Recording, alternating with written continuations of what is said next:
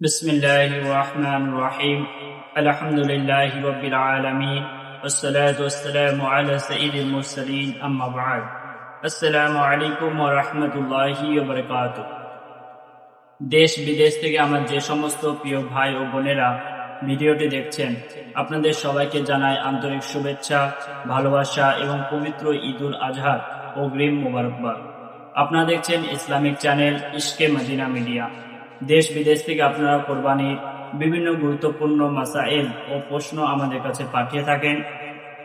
তাই আপনাদের প্রশ্নের উত্তরে আজকে আমরা শুরু করছি কোরবানির জরুরি মাসাইল ইসলামিক প্রশ্ন উত্তর প্রথম পর্ব। আজকের এই পর্বে আমরা আলোচনা করব কোরবানির এমন 10টি গুরুত্বপূর্ণ মাসাইল নিয়ে, যেগুলো জানা প্রত্যেক মুসলমানের জন্য অত্যন্ত জরুরি। চলুন তাহলে শুরু করা যাক। আজকের প্রথম প্রশ্ন, মুর্শিদাবাদ থেকে একজন ভাই প্রশ্ন করেছেন, কোরবানি ওয়াজিব হওয়ার জন্য কি সবসময় মালদা থাকতে হবে? উত্তর, দেখুন, কোরবানি ওয়াজিব হওয়ার জন্য সারা বছর মালদা থাকা এটা শর্ত নয়, বরং জিলহজ মাসের 10, 11, 12 এই 3 দিন যে সময়টা রয়েছে, এই সময় যদি সে মালিকের নেশাব হয়ে যায়, তাহলে তার উপর কোরবানি ওয়াজিব হয়ে যাবে। যেমন কেউ 10 তারিখে মুসাফির ছিল, 11 তারিখে মুকিম হয়ে গেছে এবং সে মালদার, তাহলে তার উপর কোরবানি ওয়াজিব হবে। আবার কেউ যদি আগে মুসলমান না থাকে, অন্য ধর্মের ছিল, কিন্তু এই 3 দিনের মধ্যে ইসলাম গ্রহণ করেছে এবং সে ব্যক্তি মালদার, তাহলে তার উপর কোরবানি ওয়াজিব হবে। একইভাবে কেউ যদি অসুস্থ বা পাগল অবস্থায় থাকে, এই 3 দিনের মধ্যেই সে সুস্থ হয়ে যায় এবং মালিকের নেশাব হয়, তাহলেও তার উপর কোরবানি ওয়াজিব হবে। দ্বিতীয় প্রশ্ন, বীরভূম থেকে একজন বোন প্রশ্ন করেছেন, কোরবানির জন্য কোন কোন পশু জায়েজ? কোরবানি একটি মহান ইবাদত, আর এই ইবাদতের জন্য শরীয়তের নির্ধারিত কিছু পশু রয়েছে, যেমন ছাগল, ভেড়া, দুম্বা, গরু, মহিষ এবং উট।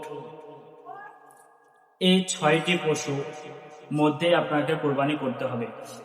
কেউ যদি কোরবানির নিয়াতে মুরগি, হাঁস অথবা বিভিন্ন রকমের পাখি যেমন কবুতর, এই সমস্ত কিছু যদি জবাহ করে, তাহলে তার কোরবানি আল্লাহর দরবারে কবুল হবে না, অতএব তার কোরবানি হবে না। তৃতীয় প্রশ্ন, মালদা থেকে একজন ভাই প্রশ্ন করেছেন, মুসাফিরের ওপর কি কোরবানি ওয়াজিব? মুসাফিরের ওপর কোরবানি ওয়াজিব নয়, তবে যদি কোনো মুসাফির আল্লাহ সন্তুষ্টির উদ্দেশ্যে নফল নিয়াতে কোরবানি করতে চান, তাহলে সে অবশ্যই সওয়াব পাবেন ইনশাআল্লাহ। অনেকে হজে যান, হজে থাকা অবস্থায় যদি কেউ মুসাফির হয়, তার উপর কোরবানি ওয়াজিব নয়, তবে যদি মক্কায় তার স্থায়ী বাসস্থান হয় এবং সে মুকিম হয়, তাহলে তার কোরবানি করা ওয়াজিব হবে। প্রশ্ন নাম্বার 4, কলকাতা থেকে একজন ভাই প্রশ্ন করেছেন, কত টাকা থাকলে কোরবানি ওয়াজিব হয়? যদি কোনো ব্যক্তির কাছে তার প্রয়োজনীয় জিনিসপত্র বাদ দিয়ে নেশাব পরিমাণ সম্পদ থাকে, তাহলে তার উপর কোরবানি ওয়াজিব হবে। নেশাবের পরিমাণ কত? নেশাবের পরিমাণ হলো 7.5 তোলা সোনা, অথবা 52.5 তোলা চাঁদি, অথবা এর সমপরিমাণ মূল্য বা সম্পদ বা ব্যবসায়িক কোনো সম্পদ। বর্তমান সময়ে 52.5 তোলা চাঁদির মূল্য হিসাবে আনুমানিক প্রায় 1,70,000 টাকা বা তার কাছাকাছি সম্পদ থাকলে কোরবানি ওয়াজিব হয়ে যাবে। বাজারের দাম অনুসারে কিছুটা কম বেশি হতে পারে। প্রয়োজনীয় জিনিস বলতে বোঝায় থাকার ঘর, ব্যবহারের কাপড়, প্রয়োজনীয় গাড়ি ও দৈনন্দিন খাবার দাবার। এসব বাদ দিয়ে অতিরিক্ত সম্পদ যদি তার কাছে থাকে, তাহলে সে মালিকের নেশাব হবে। আর যে ব্যক্তি মালিকের নেশাব হবে, সে ব্যক্তির উপর কোরবানি করা ওয়াজিব হয়ে যাবে। আপনি যদি এখন পর্যন্ত ভিডিওটি দেখে থাকেন, তাহলে অবশ্যই ভিডিওটি লাইক করে দিন, আর ইসলামিক মাসাইল ভিত্তিক এমন গুরুত্বপূর্ণ ভিডিও নিয়মিত পেতে ইসলামিক চ্যানেলটিকে সাবস্ক্রাইব করে পাশে থাকুন। প্রশ্ন নাম্বার 5, নদিয়া থেকে একজন বোন প্রশ্ন করেছেন, আগে কোরবানির নিয়াত না থাকলেও পরে নিয়াত করলে কি কোরবানি ওয়াজিব হবে?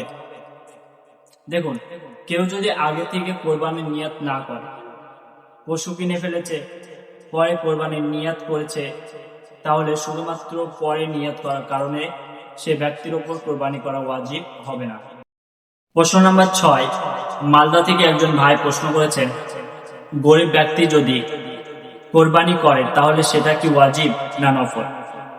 যদি কোনো গরিব ব্যক্তি কোরবানির মান্যত না করে এবং পশু কেনার সময়ও কোরবানির নিয়াত না থাকে, তাহলে তার কোরবানি নফল হিসেবে গণ্য হবে, অর্থাৎ তার উপর কোরবানি ওয়াজিব নয়, কিন্তু আল্লাহর সন্তুষ্টির উদ্দেশ্যে কোরবানি করলে সে অবশ্যই সওয়াব পাবে। তবে যদি কেউ মান্যত করে যে আমি কোরবানি করব, তাহলে সে মান্যতের কারণে তার উপর কোরবানি করা জরুরি হয়ে যাবে। প্রশ্ন নাম্বার 7, হাওড়া থেকে একজন ভাই প্রশ্ন করেছেন, কারো কাছে টাকা পাওনা থাকলে কি কোরবানি ওয়াজিব হবে? যদি আপনার টাকা কারো কাছে পাওনা থাকে কিন্তু কোরবানির দিনগুলোর সেই টাকা আপনার কাছে না আসে, তাহলে সেই টাকার কারণে আপনার উপর কোরবানি করা ওয়াজিব হবে না। প্রশ্ন নাম্বার 8, বহরমপুর থেকে একজন বোন প্রশ্ন করেছেন, জাকাত দেওয়ার পরে কি কোরবানি ওয়াজিব হবে? উত্তর, যদি জাকাত দেওয়ার পরেও আপনার কাছে নেশাব পরিমাণ সম্পদ থাকে, তাহলে আপনার উপর কোরবানি ওয়াজিব হবে।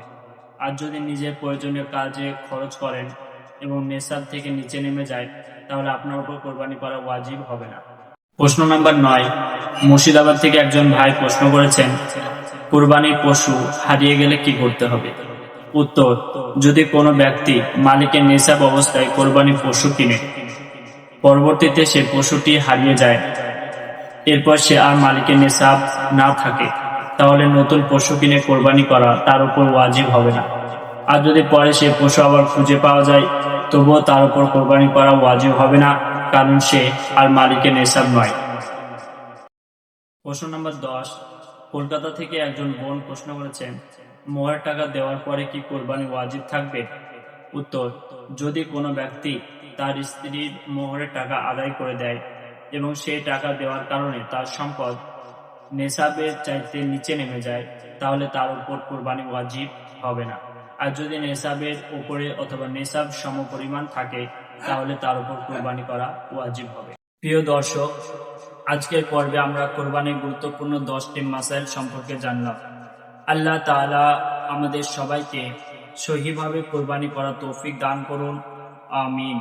ভিডিওটি ভালো লাগলে অবশ্যই লাইক, শেয়ার এবং সাবস্ক্রাইব করে পাশে থাকুন। হয়তো আপনার একটি শেয়ারের মাধ্যমে কেউ সহিহ মাসালা জানতে পারবেন। দেখা হবে পরবর্তী পর্বে নতুন কোনো গুরুত্বপূর্ণ ইসলামিক প্রশ্ন উত্তর নিয়ে। ততক্ষণ পর্যন্ত ভালো থাকুন, সুস্থ থাকুন। আসসালামু আলাইকুম ওয়া রাহমাতুল্লাহি ওয়া বারাকাতুহু।